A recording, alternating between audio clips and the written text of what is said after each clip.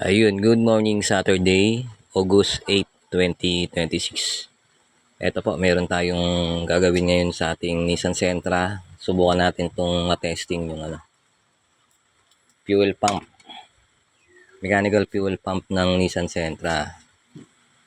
Ayan, i-testing natin dito sa ating engine. Subukan natin kung gumagana siya ng maayos. Una nyo pong gagawin, baklasin nyo yung tatlong hose. Ayan, fuel hose. Papunta sa carb, tapos yung return, tsaka yung galing sa fuel filter.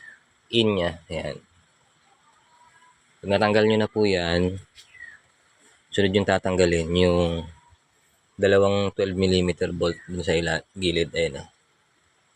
Ayan. Gamit kayo ng ganito. 12mm na. Mas maganda kung ganito yung magamit nyo, L-type.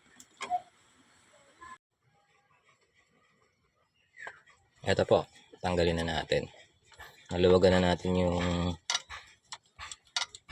12mm bolt.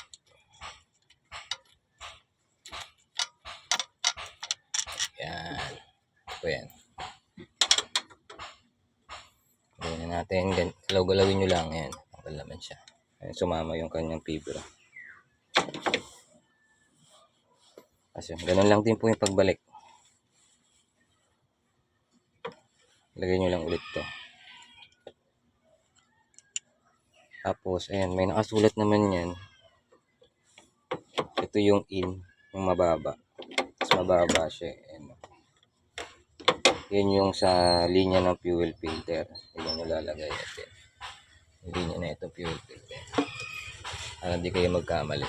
Ito na, kinakabit na po natin. Itong isang hose galing ng fuel filter. Dito siya. Ayan. Sa mas maigsing tubo.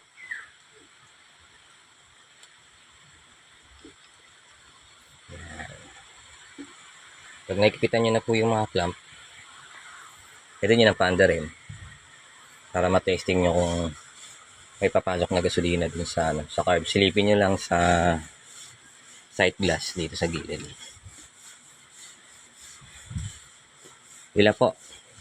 Sana nakatulong sa mga naka-Nissan Sentra gusto mag-DIY palit ng fuel pump.